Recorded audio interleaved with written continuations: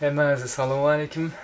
Şu an ben dostlarım, yani gruppadaki dostlarım, yakınlarım bana doğum günüm bilen kutlap bir video rolik yasap uğradılar.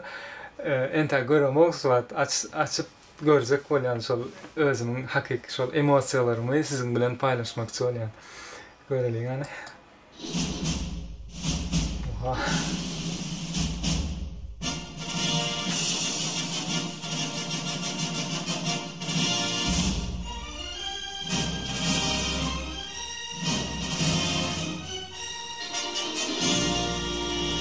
Kinolardaki al başladı. Oha!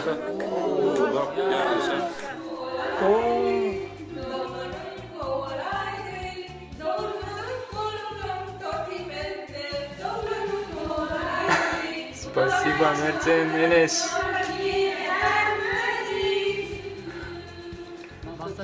Kurban.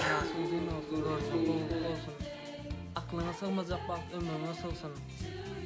Üstülüge taraf grupamızın adını tüysürümüzün kutlayarsın, öz adını kutlayan kardeşim. Sen bilen tanışan, öğrensen, şu grupadakilerin hemmesine minnettar, sana da minnettar. Yeni bir safar yaşınız uzun olsun. En bol arzularım seninki olsun kardeşim. Yaşınız uzun olsun. Sağ ol. Maksat kuzayanda oranın mutlu var. Bir saat alıyor bu etken. Endi de meşgulsün alak saat yani maksat okunup kalmanlar bu etken. Silgen. Ömrümü dağlarının benden boğuluk korsun. Nurmu tehli adımına yetmenge aldı. Sağ ol köp.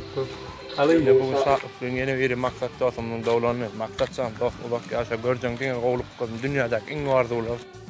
Maksat doğrumun mutlu olsun, uzak yaşın, canın sağ başın dik olsun. Yüreğinde beklen ekle arzularını yer. İşinize okuyun. Sağ ol köp. Yazma.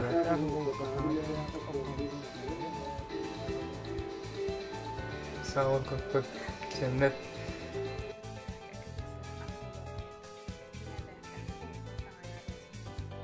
Maksat uzak yaşa. Canın sağ olsun. Göreceğin dine goluk olsun. Sam glavni yüreğinde beklen arzularını yer. Savarlı ol, maksat okun ol. Yine tanguanlara oluyor geç. Udayçı. Udayçı sağ ol İsmail.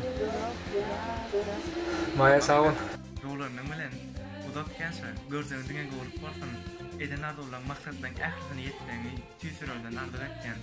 Allah'tan yüreğin yoluna olsun göreceğin dine goluk olsun. Udayçı. Hey. Sağ ol. Maksat bırak uzak yaşa. Allah'ın canın sağ ömrün uzak korsun. Gülörüzün solmasın. Şu adın yali maksadı okunlu bolşun yali. Allah'ın yolunda, işinde, okuvunda madama maksad okunlu ol, gadamın batlı olsun. Uzak yaşa, kutlayan bırak. Sağ ol. Hey. Hey. Hemmenize gat köp sağ olsun aydiyan çınlanım. Gatı beğendirdiniz şu vaklara. İşten geldim yanına. Ondan sonra nemede Instagram'da yarılık gidecek hem story'de belli yaptır öyle olara sağ olsun aydıp çıktım zaten ettim. Ondan sonra Merzen yazdı Telegram'a girer izler Telegram'da o kovusu araştırsana deydi öyle benim derhal Telegram'ı açtım da kameranı koyup çık sol içine girip görüp başladım.